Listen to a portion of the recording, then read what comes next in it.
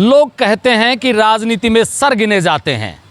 आज रेवाड़ी में आम आदमी पार्टी से चुनाव लड़ रहे, भारतीय जनता पार्टी से बगावत कर आम आदमी पार्टी से चुनाव लड़ रहे सतीश यादव के समर्थन के लिए दिल्ली के पूर्व मुख्यमंत्री अरविंद केजरीवाल पहुंचे। क्या भीड़ थी, क्या लोग थे और क्या तालियां बजा रहे थे जब अरविंद केजरीवाल और सतीश यादव भाषण दे रहे थे।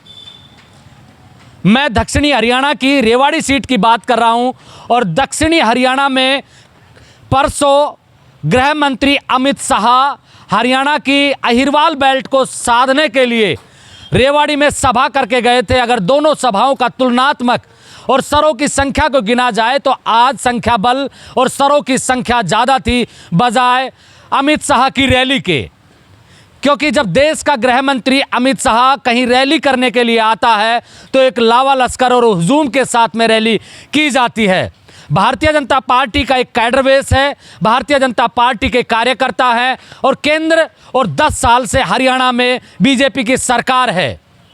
इसको देखते हुए अगर अमित शाह की रैली में कुछ कुर्सियां खाली रह जाती हैं तो ये सोचने की बात है कि ऐसा कैसे हुआ, क्योंकि जब मंच की बात करें तो भारतीय जनता पार्टी के मंच पर दक्षिणी हरियाणा के तमाम छोटे से लेकर बड़े नेता मंच के ऊपर थे, लेकिन अगर आम आदमी पार्टी के सतीश यादव की बात करें तो उसके कट्टर समर्थकों के साथ में केजरीवाल को पसंद करने वाले लोग ही पहुंचे थे। लेकिन दोनों के संख्या बल को देखा जाए तो आज की जो सभा थी इसको सफल कहा जा सकता है, क्योंकि ऐसी भीड़ मैं कई दिनों से दक्षिणी हरियाणा की कई सीटों पर गया हूं और कई नेताओं की सभा को मैंने सुना है, लेकिन आज जो भीड़ आई थी वो कह रही थी चीख चीख कर कि अब की बार रेवाड़ी का मुकाबला त्रिकोणीय हो गया है।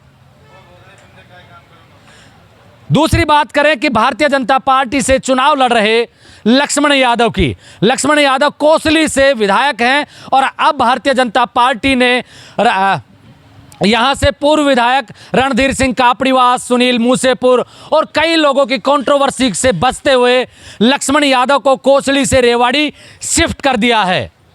अब देखिए कि भारतीय जनता पार्टी से कितने लोग टिकट मांग रहे थे, जिनमें से 2 बागी होकर चुनाव लड़ रहे हैं, सतीश यादव और सन्नी यादव।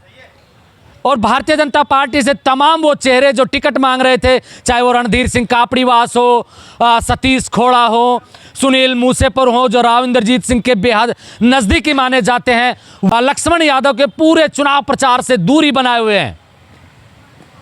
मेरी बात जब रणधीर सिंह कापड़ीवास से हुई तो उन्होंने स्पष्ट रूप से कहा कि मैं कांग्रेस प्रत्याशी कैप्टन अजय यादव के बेटे चिरंजीव राव का समर्थन नहीं करूंगा और ना ही लक्ष्मण यादव का समर्थन करूंगा, क्योंकि उन्होंने अपने मंच पर राव इंद्रजीत सिंह की फोटो लगा रखी है।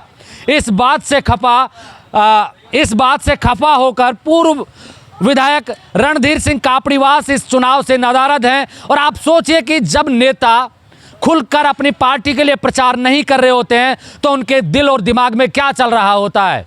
ऐसा लगता है कि भारतीय जनता पार्टी की फूट लक्ष्मण यादव के लिए नुकसान साबित होगी। और जो अमित शाह की रैली हुई थी उसमें खाली रही कुर्सियां भी चीख चीख कर यही कहती हैं कि अब की बार दक्षिणी हरियाणा के कई सीटों पर चुनाव त्रिकोणीय संघर्ष में फंसा हुआ है। सबसे ज़्यादा अगर त्रिकोणीय संघर्ष में फंसी हुई सीट है तो वो रेवाड़ी की सीट है, क्योंकि यहां से सतीश यादव 2009 और 14 का चुनाव लड़ चुके हैं, तब भी उनको 35,000 से ज़्यादा वोट आए थे। कांग्रेस पार्टी के प्रत्याशी की बात करें तो कांग्रेस, क्योंकि हरियाणा में एक जो हवा है 10 साल से बीजेपी का शासन है, उस शासन के खिलाफ और लोग जब 10 साल किसी का शासन रहता है तो उससे लोग ऊब जाते हैं। एंटी इनकम्बेंसी कहे या 10 साल से जो बीजेपी की सरकार है, क्योंकि जब 10 साल तक सरकार रहती तो कुछ ना कुछ ऐसे काम हो जाते हैं जिनसे जनता नाराज़ हो जाती है। लेकिन दक्षिणी हरियाणा में अगर सबसे बड़ा कोई मुद्दा है तो वो सिर्फ इस बात को लेकर है कि एक धड़ा राव इंद्रजीत के पक्ष का है और दूसरा धड़ा जिनकी राव इंद्रजीत सिंह ने टिकटें कटवाई है उनका है।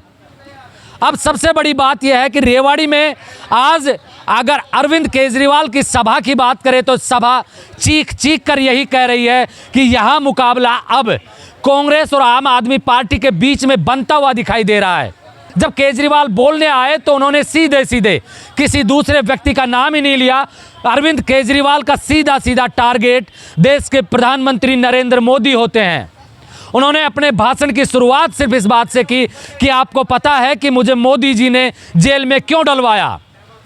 उन्होंने इसलिए डलवाया कि मैंने जो दिल्ली में काम किए हैं, जो काम कर रहा हूं, बिजली फ्री के साथ में 24 घंटा बिजली की व्यवस्था, मोहल्ला क्लिनिक, कुल मिलाकर यह कहा जा सकता है कि अरविंद केजरीवाल ने शिक्षा, स्वास्थ्य, रोजगार के साथ में बिजली फ्री और 24 घंटे के देने का वादा किया। और उन्होंने दोनों जगह के अपने वादे गिनवाए। यही वो जनता से पूछ रहे थे और बता रहे थे कि मुझे इसलिए रोका जा रहा है क्योंकि मैं सीधे सीधे प्रधानमंत्री नरेंद्र मोदी को टक्कर दे रहा हूं, क्योंकि जो मैं काम कर रहा हूं उससे आम जनता, एक गरीब तबका उसका लाभ ले पा रहा है। भीड़ को जब वो संबोधित कर रहे थे, जब वो भाषण दे रहे थे, तो भीड़ सीधी सीधी अरविंद केजरीवाल से और उनके लच्छेदार भाषण से कनेक्ट हो रही थी।